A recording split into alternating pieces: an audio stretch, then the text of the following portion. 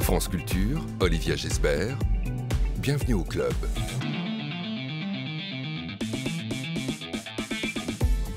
Bonjour à tous. Un club de lecture aujourd'hui avec Peter Stamm. On l'avait reçu il y a 5 ans pour La douce indifférence du monde. On le retrouve aujourd'hui, lui l'auteur de Tous les jours sont des nuits, pour la sortie de son nouveau roman Les archives des sentiments aux éditions Christian Bourgois. Des titres toujours aussi énigmatiques, voire mélancoliques pour cet écrivain suisse de langue allemande. Un style aérien, précis, minutieux, qui raconte le temps. Peter Stamm, maître du ton juste et de la mélancolie en suspension, comme le souligne le journal Le Frankfurter Allgemeine Zeitung. Eh bien, on en parle avec lui de ce style si particulier, mais on parlera aussi d'amour jusqu'à 12h30. Bienvenue au club.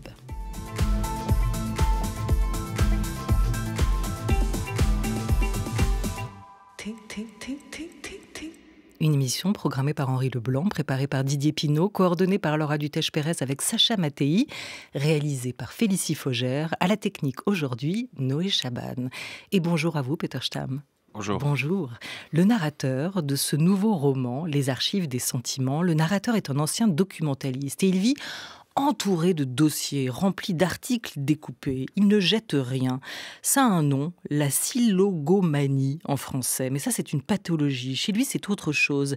Il veut simplement pas qu'on mette cette mémoire au rebut, même à l'époque d'Internet et des banques de données, surtout à cette époque-là. Et vous, qu'est-ce que vous gardez ? Vous gardez tout aussi ? Vous ne jetez rien ? Non, pas vraiment. Non, c'est pas autobiographique, pas du tout. Je jette beaucoup. Je garde, disons, sur mon ordinateur, peut-être, je garde plus, comme il faut pas beaucoup de place sur un disque dur. Mais en réalité, je jette beaucoup.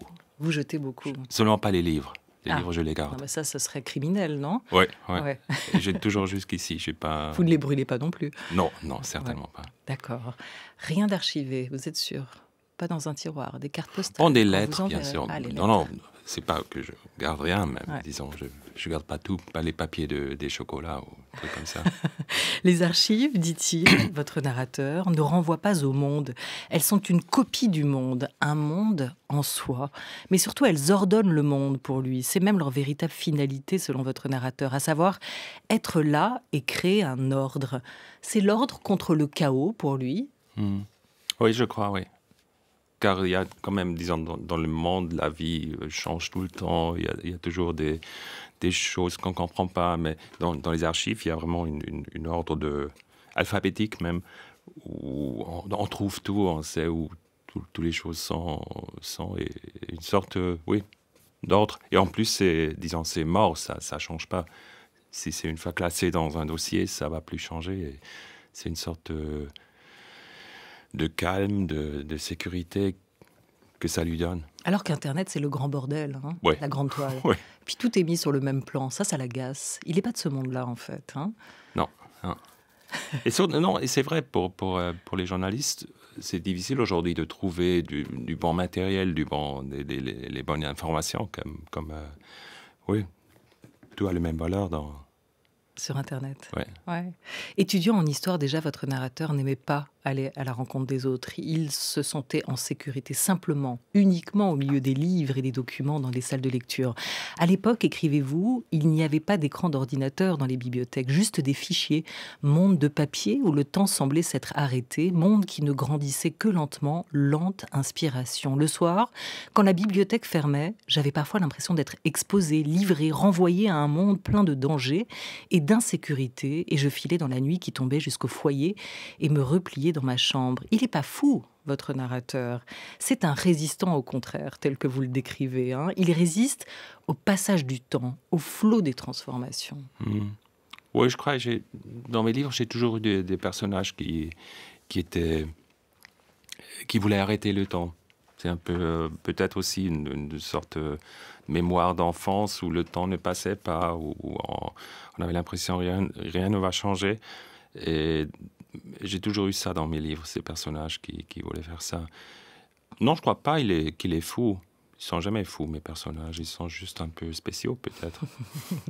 Mais vous aussi, vous, le maître des horloges, comme écrivain, vous essayez d'arrêter le temps, de le suspendre en tout Oui, cas. et pas seulement essayer, je crois. On réussit à arrêter le temps dans les livres. Quand je regarde ma bibliothèque à la maison, c'est des milliers de livres. Dans chaque livre, il y a un monde qui ne va pas changer, qui est toujours là. Même si je sais que je ne vais pas relire un livre, je le garde. Et c'est toujours, ce monde est toujours là. Et chaque moment, je peux plonger dans le monde de Camus ou de Tchekhov ou de Bavese ou tous ces auteurs que j'aime. À quoi ils servent les livres au fond, à part à fixer le temps? Qu'est-ce qu'ils fixent exactement? Comme on a dit avant, c'est une sorte de sécurité peut-être que ça nous donne. Car dans la vie, c'est quand même, il y a beaucoup d'incertitudes. Et les livres, ça nous donne une sorte de poids sorte de monde fixe dans laquelle on peut retourner à chaque moment peut-être. Voilà, donc ce sont vos archives, vos livres. Oui, peut-être. Ouais. Oui. Où est la fiction et où est le réel? C'est aussi la question qu'on se pose en lisant ce roman, le vôtre, Peter Stamm. À quel registre, au fond, appartiennent ces archives qui rassemblent, comme vous l'écrivez, ce que d'autres ont vécu et grâce auxquels, lui, entouré de toutes ces archives et de tous ces dossiers, il peut vivre, il peut aussi s'inventer 1000 autres vies que la sienne. Hein. La fiction, elle est où?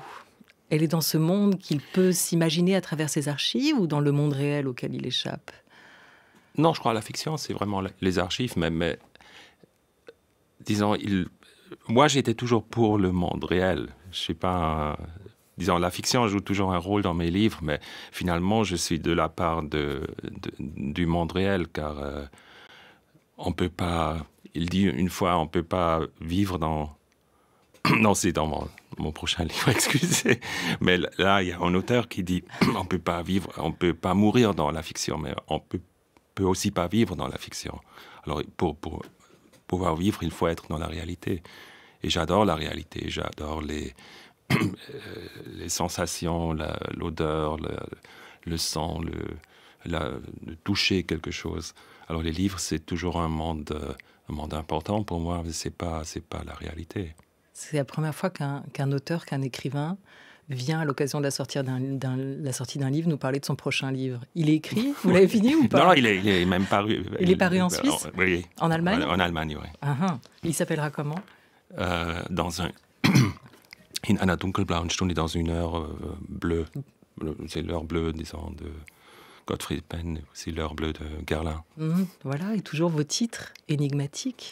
Ah oui. Oui, suspendus entre le jour et la nuit. Les archives des sentiments, c'est le titre de ce roman-là qui sort aujourd'hui en France, traduit de l'allemand, du suisse allemand, nous dit-on même, par Pierre Desus, qui est votre traducteur pour ce livre, parce que vous écrivez dans votre langue en allemand, pas en suisse allemand. Non, mais on écrit en allemand. C'est mentionné comme il y a quand même une différence entre le suisse alémanique et l'allemand. Vous savez, on parlait d'ordonner le monde avec votre archiviste, le héros de ce nouveau roman. Ce qui est intéressant, c'est qu'on parle souvent du chaos des sentiments, de ce grand bouleversement intérieur que la passion, que l'amour provoque. Vous écrivez au contraire les archives des sentiments. Alors peut-être c'est une question un peu bizarre que je me posais, mais est-ce que selon vous, Peter Stamm, l'amour peut être ordonné? Est-ce que l'amour peut être systématisé, rendu compréhensible et maîtrisable, comme lui tente de le faire avec le monde? Pas vraiment ordonné, mais je crois... Je me suis rendu compte seulement quand j'ai voyagé avec ce livre, en parlant avec les lecteurs, les lectrices, que peut-être les archives des sentiments, c'est la littérature. C'est là où on garde les sentiments. Et c'est pas ordonné comme... c'est des contes. Mais dans les contes, on peut garder les sentiments, on peut retourner, on peut relire, on peut peut-être comprendre des fois ce qu'on a ressenti. Parce que lui, d'ailleurs, votre narrateur se souvient de tout, sauf les sensations qui lui échappent un peu. Il y a quelques petites bribes qu'il n'arrive pas à archiver. Il se souvient des faits, il se souvient des paroles échangées, mais les sensations, ça, c'est difficile à compiler, que ce soit dans un livre ou dans une archive. Oui. Je crois pas qu'il a une parfaite mémoire, mais il y a des moments qui étaient importants pour lui, qui mémorise très bien. Des moments. C'est la même chose avec moi. Il y a des années que je me rappelle presque plus rien, mais il y a des moments de quelques minutes que que je rappelle, même si c'était il y a 30, 40 ans. Vous avez eu combien de vies, vous, Peter Stamm? Une seule, disons. Une seule, un gros dossier. Un grand dossier, oui, Ouais. de quelques kilos. Oui. On met quoi dedans? On met rien dedans, c'est déjà des... C'est déjà... Non, comme j'ai dit, je classe pas, je vis en avant, pas en arrière, alors j'oublie beaucoup. Et c'est une seule vie, oui. Une vie assez épaisse, on peut dire ça, non? Avec des voyages? Oui, beaucoup, oui. Avec des amours? Ben, bien sûr. Avec des deuils? Aussi, oui, oui, oui. Mais en tout cas, c'est un seul truc, je suis une personnage quand même. Comment se fait-il que vous nous disiez que vous vivez devant, que vous regardez devant, et pourtant que vous êtes, aux yeux de tous, l'écrivain de la mélancolie aujourd'hui? Ça, je ne peux pas vous répondre. Peut-être, oui, encore c'est le passage du temps, je crois. Je regarde en avant, bien sûr, mais je me rends compte que le temps passe et qu'on perd beaucoup. Peut-être c'est pour ça que j'écris des livres, pour garder ces moments, pas pour les classer, mais pour les garder comme c'est une sorte de mémoire externe, peut-être, pour moi. Un disque dur. Mm-hmm.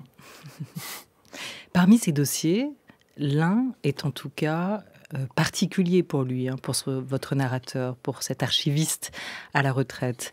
L'un renferme un souvenir heureux, celui d'un premier amour. Elle s'appelle Francisca. Ce dossier, il a commencé à le constituer sur elle plus tard, quand il a commencé à travailler dans le service des archives d'un journal, parce qu'elle était chanteuse et qu'elle était venue à ce moment-là pour une interview. Il a commencé à compiler, à compulser tout ce qui la concernait, elle. Au tout début du roman, il longe une rivière, elle marche à côté de lui. Elle ne dit rien, écrivez-vous. Elle me sourit simplement quand je la regarde. Ce sourire malicieux, je ne savais jamais vraiment ce qu'il signifiait. Raison pour laquelle peut-être je l'aime tant, dit-il. Comment l'aime-t-il? Vous écrivez, c'est un amour grand, un amour bouleversant. Oui, mais qu'est-ce que ça veut dire un amour grand? C'est pas un amour vivant, disons. C'est un amour fou, un amour comme... Des fois, je le compare avec l'amour de Dieu. C'est un amour, des fois, pas pour moi, pour beaucoup de gens, un amour très grand, mais c'est quand même un amant qui n'est pas présent, qui n'est pas là. Alors, il ne peut jamais nous décevoir. Et c'est la même chose avec cet amour. C'est un amour un peu irréel, comme ils ne sont pas ensemble. Alors, il l'augmente, je crois. C'est peut-être s'il vivait avec cette femme, ce serait un amour plus saine, mais aussi pas si grande, peut-être. Car, disons, un amour qui est vécu perd quand même un peu de peut-être pas de force, mais d'intensité, peut-être. Oui, et du coup, l'amour, lui aussi, devient une fiction, une chimère pour lui. Et en plus, c'est un amour peut-être pas très adulte, c'est plutôt l'amour d'un très jeune personnage qui a encore des idéaux qui sont peut-être pas vraiment la réalité. L'art et la manière, nous disait récemment la chanteuse et écrivaine Barbara Carlotti. Y a-t-il plusieurs manières d'aimer pour vous, Peter Stamm? Oui, absolument, oui. D'abord, il y a l'amour de la nature, l'amour des enfants, l'amour des animaux, tous ces amours, disons, petites. Non, pas petites, mais disons, des amours pas sexuels, disons, pas romantiques. Mais même dans les relations avec hommes et femmes, il y a des amours différents, je crois. Il y a des amours qui sont plus proches à l'amitié ou qui sont presque que sexuels ou qui sont... Il y a toutes sortes d'amours. Je l'ai comparé une fois avec un curry, qui est un mélange de différentes choses. Et chaque mélange est différent, chaque curry est différent. Des fois, c'est plus fort, et des fois, c'est plus sucré, et des fois, c'est plus... ouais.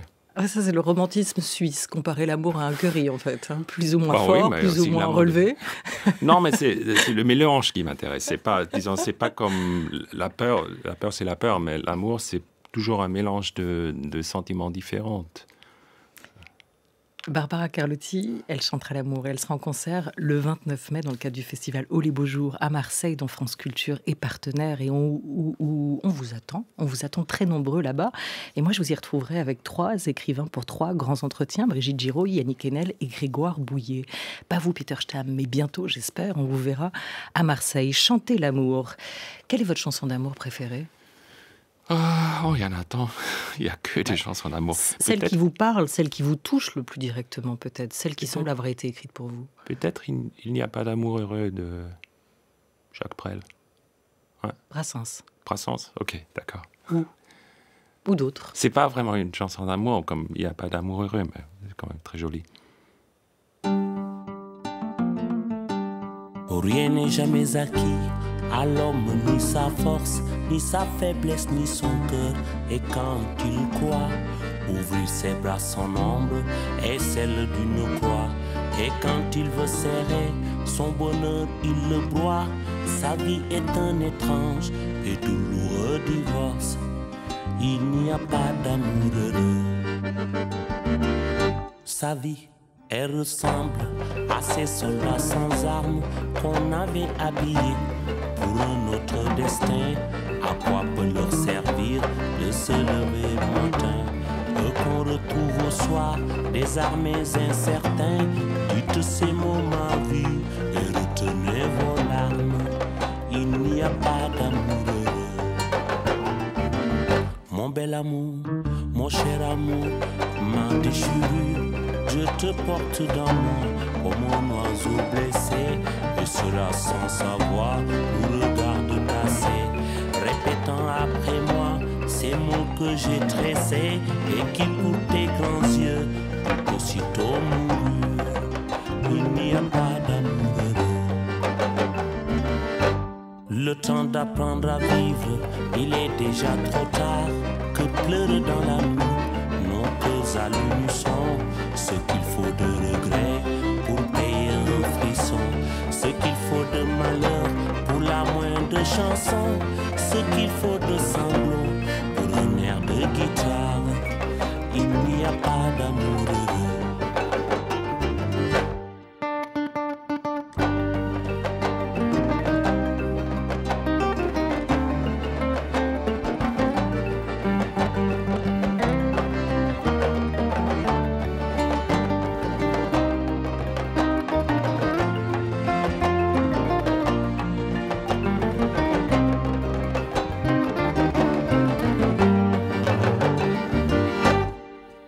Il n'y a pas d'amour heureux. Le poème de Louis Aragon, écrit en 1943, repris par Georges Brassens, chanté et ici par Youssou N'Dour. Oui, c'est ma version préférée. Elle est belle, hein ? Ouais. Ouais. Qu'est-ce qu'il dit pour vous, ce poème d'Aragon ? Rien n'est jamais acquis à l'homme, ni sa force, ni sa faiblesse, ni son cœur. Et quand il croit ouvrir ses bras, son ombre est celle d'une croix. Et quand il croit serrer son bonheur, il le broie. Sa vie est un étrange et douloureux divorce. Il n'y a pas d'amour heureux. Ce sont ces mots-là qui vous parlent dans ce poème, qui vous touchent au cœur ? Oui, mais comme j'ai dit, c'est un peu... C'est pas l'amour adulte, c'est pas l'amour d'un homme de 60 ans, c'est l'amour d'un homme de 20 ans, un homme malheureux. Alors, je signerai pas ce texte. Je crois qu'il y a de l'amour heureux, mais peut-être pas l'amour éternel ou l'amour, disons... Oui, mais c'est ce que chante aussi Francisca, les chansons qu'elle reprend de Barbara Oui. et d'autres, et de Brel notamment, hein, racontées dans le livre, puisqu'elle est l'héroïne, l'absente, l'amour aimé, qu'il retrouvera peut-être, en tout cas avec qui il dialogue en permanence hein, dans ce livre et dans sa tête. Elle chante aussi des chansons de rupture amoureuse, mais il y a toujours une pointe d'espoir. Oui, et chez Barbara, il y a aussi celle qui dit je suis pas comme les femmes des marins qui attendent les hommes. Si tu me veux pas, je vais continuer, je vais trouver un autre. Alors ça c'est peut-être plus réaliste. Ça vous semble plus réaliste ? Oui. Ouais. Oui. Qui a dit un jour « Je ne t'aime pas parce que je t'aime » ? Était-ce lui ? Était-ce elle ? Il s'en souvient pas très bien, votre narrateur archiviste. En tout cas, c'est presque du Gainsbourg aussi. Hein. Je t'aime moi non plus, Oui, non ? oui, c'est vrai. Qu'est-ce qu'il y a au cœur de cette contradiction ? Qu'est-ce qu'elle raconte, Peter Stamm ? C'est un sentiment que je connais bien. Si on aime quelqu'un, si on aime bien quelqu'un, mais on a l'impression qu'on ne le mérite pas ou qu'on n'a pas... qu'on pourra pas lui donner ce qu'elle veut et ce qu'elle mérite. On se dit c'est peut-être mieux de ne pas commencer une histoire d'amour. Alors, comme je t'aime, je vais pas t'aimer. Je vous ai demandé si vous aimiez les chansons d'amour, mais est-ce qu'au fond, les archives des sentiments, est-ce que c'est un roman d'amour pour vous? J'espère, oui. Je crois dans tous mes livres, l'amour c'est le sentiment le plus important, je dirais. Même si les gens disent des fois c'est pas très, ils sont pas très chauds, disons, ils sont froids, mais je crois pas qu'ils sont froids. Il y a toujours de l'amour dans mes livres, il y a toujours de l'amour malheureux, bien sûr, car si c'était heureux, je devrais pas écrire un livre. Mais il y a toujours, il y a toujours des relations entre hommes et femmes. Quel est le plus grand roman d'amour pour vous, de la littérature Le plus grand roman d'amour, oh là là. J'aurais dû préparer ça. Je sais pas. Djamilia de Aitmatov, peut-être. Mais pas le plus grand, mais un grand petit roman d'amour. Ça se termine bien? Oui, je crois. Mais je ne l'ai plus lu depuis 40 ans, alors je ne suis pas sûr. Il l'a connu, lui, 40 ans auparavant sur les bancs de l'école, et pourtant il se souvient de tout avec exactitude. Grâce aux archives, une relation ne peut pas tomber dans l'oubli. C'est un roman d'amour, mais c'est aussi un roman sur les lieux, Peter Stamm, les lieux qui vous traversent. Les Alpes de Glaris, dont le point culminant, dit Franziska, c'est le Mürchenstock avec ses 3 sommets. Ça, c'est en Suisse, et c'est pas facile de le prononcer bien. Ou encore Paris. Paris, une ville où l'on vient normalement chercher l'amour, et votre narrateur, lui, au contraire, espère s'éloigner d'elle, échapper à ses sentiments en venant là quand il est étudiant. Est-ce que vous avez vécu à Paris? Est-ce que c'est là que vous avez appris votre français aussi? Oui, je suis venu à Paris à 19 ans. Qu'est-ce que vous étiez venu chercher là et qu'est-ce que vous avez trouvé? J'ai travaillé comme comptable à l'Office suisse du tourisme. J'ai fait la comptabilité. Mais c'est pas ça ce que j'ai trouvé. Ce que j'ai trouvé, c'était vraiment une ville qui m'a changé, qui a changé ma vie. Je venais d'un village de 9000 habitants dans une ville de 9 millions, non, 5 millions, 8 millions, je sais pas. En tout cas, ici, j'ai mangé les fruits de mer pour la première fois. J'étais 80 fois au cinéma pendant une année. J'ai appris le jazz, j'ai appris l'amour, j'ai appris tout, presque. Avant, j'étais un enfant, après, j'étais adulte, plus ou moins. Oui, c'était le voyage initiatique, alors, pour vous? Oui, absolument. Ouais. Ça, vous l'avez raconté dans un livre? Il y a toujours, Paris est toujours dans mes livres. Pas dans tous mes livres, mais dans la plupart de mes livres. Est-ce que vous êtes toujours dans vos livres? Oui. Pas comme personnage, mais bien sûr, oui. Les thèmes qui m'intéressent, qui me touchent, les sentiments, c'est tout de moi, mais j'ai jamais écrit un personnage qui me ressemble. Même dans... Oui, non. Ce sont vos sentiments, pas vos traits, pas votre vie, c'est ça? Absolument, oui, car je crois, si j'écrivais sur moi, je commencerais à mentir. Et comme ça, je peux dire la vérité en ne pas disant la vérité, en ne pas disant la réalité, racontant la réalité, mais je peux raconter mes sentiments dans d'autres personnages. Mais les écrivains ont le droit de tout, y compris de mentir. Ce serait un problème pour vous? Oui, mais ça serait plus intéressant. Si je veux parler de mes sentiments, et je veux faire ça, c'est plus facile si j'invente. Alors j'invente pour pouvoir dire la vérité. C'est pas de moi, c'est quelqu'un d'autre qui a dit ça, mais je me rappelle plus qui. Comme le dirait Hölderlin, qui a prêté son nom à un prestigieux prix littéraire allemand, que vous avez jadis reçu, Peter Stamm, comme disait le poète romantique, ce qui demeure, les poètes le fondent. Qu'est-ce que ces mots vous inspirent? Pas vraiment. Je crois pas en l'éternité de la littérature. Je me rappelle quand j'ai appris comme enfant que dans 4 milliards d'années, le soleil va manger la Terre. J'ai un peu perdu l'espérance d'éternité. Alors, je crois que je vis dans la réalité, dans le présent. Et ce qui va passer après, on ne sait pas. Et pourtant, l'héroïne de ce livre appelle toujours le narrateur à regarder au-delà, à regarder au-delà de la ligne même d'horizon. Si tu regardes bien, tu vas peut-être apercevoir quelque chose là-bas. quelque chose très loin. Bah oui, il y a toujours quelque chose qui va venir, mais c'est pas l'éternité qui m'intéresse, je crois. Il faut vivre dans le présent, et après, ce que nos ancêtres vont faire avec ce qu'on a fait, c'est leur affaire, c'est pas la mienne. Vous n'écrivez pas pour la postérité? Non. Comme je connais pas la postérité, alors je sais pas si mes livres sont encore là, sinon je m'en fous un peu, comme je serais mort. De quoi vous vous foutez pas? Qu'est-ce qui vous intéresse? Qu'est-ce qui vous importe le plus aujourd'hui? C'est la littérature. C'est la littérature que je veux, disons, bien sûr, j'aimerais bien que mes livres vont rester, mais il ne faut pas penser à la postérité si on écrit, je crois. Il faut penser à faire un bon travail, à vivre dans la réalité, d'apercevoir la réalité, de la montrer dans les livres. Et ce qui passe après, c'est pas mon métier. Mais en fait, l'écrivain, c'est un archiviste ou c'est un archéologue? Ou c'est un peintre du futur? En tout cas, moi, je suis pas un archéologue. Plutôt un archiviste, peut-être, oui.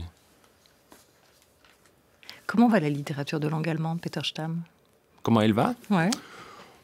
Pas trop mal, je crois. Il y a beaucoup de jeunes qui écrivent. Il y a un peu trop pour mon goût, il y a un peu trop d'autofiction en ce moment, mais c'est des modes qui viennent et qui passent. Alors, mais je crois qu'elle est assez vivante et moins intellectuelle qu'elle était peut-être. Alors, plus ouverte, plus lisable aussi. Je pensais que vous alliez dire moins intellectuelle que la littérature française. Non, ça, je crois pas. Moi? Pas moins? Pas moins, non. Ouais.